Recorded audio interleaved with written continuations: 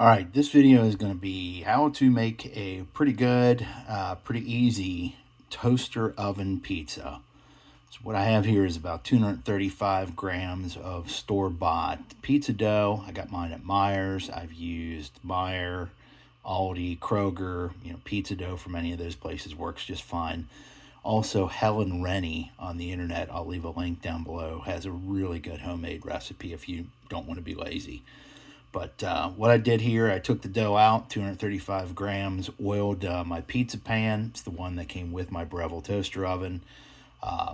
Put some oil down on it, started to spread the dough out a little bit to get it in contact with the pan to warm up, and also put a little olive oil on top so it didn't stick to the plastic wrap.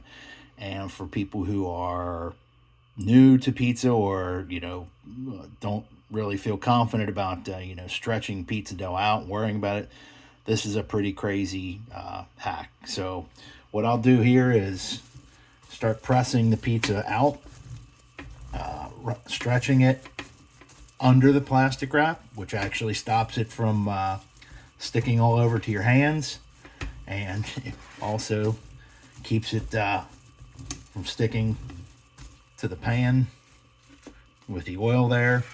So what I'm going to do, I'll cut this, but I'm going to keep pressing this out, smoothing it, working it out. Normally my pizzas, I like to keep them thinner in the center with the dough getting thicker and then actually having a little bit of a ridge around for the crust. But as long as your dough is warm, it should stretch out pretty easy. You can pick the plastic wrap up, move it around, but just keep working it underneath the plastic wrap like that. Get it as thin or as thick as you like. I go for a pretty thin crust. I think that works good in the pizza oven. Not pizza oven, toaster oven. It does have a pizza setting, but in any case, that's what I usually go for. With this size, I'll get almost to the edge, maybe leave a ½ inch gap. But going to continue doing that, and we'll come back later when that's ready. Okay, I've got the dough pretty much stretched out the way it needs to be here. I can just do a little bit of touch up on it around the edges. One thing to note, you can see spots in here where it's really thin, like up in there. Sometimes I like to push a little bit more up in there, but to even it out. But don't worry about the thinness; it'll cook just fine.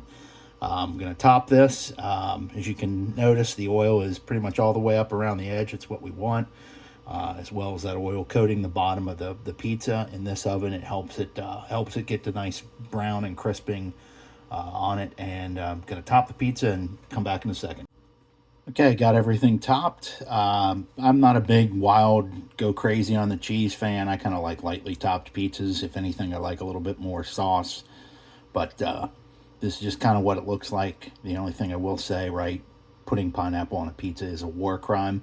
But aside from that, I've got the Breville toaster oven preheated to 450. It's been preheating for about 10 minutes. And on that toaster oven, I'll show you in a second, it has a setting for the racks to put them in different places based on what you're baking. And it does, in fact, have a heat setting and a rack placement setting specifically for pizza. All right, as you can see, 450 degrees. I'll have to put more minutes on there. I had it set for only like 10. The pizza setting, and as you can see down here, the rack is in the second from lowest setting pizza. Just going to pop the pizza in and let her cook in a second. Okay, there's the pizza. Like I said, sitting on the rack in the pizza setting. Probably will give it at least a half turn during the cooking cycle. Oven does a really good job, but front, back, there usually is a little bit more heat in one area, so just giving it a half turn. I do this more by watching the pizza. I tend to like browned cheese and a pretty good, browning on the crust. Even a little char on the crust and cheese is fine. So I do this more by watching the pizza than any time.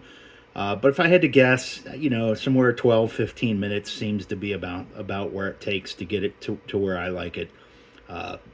Just as needed based on your taste.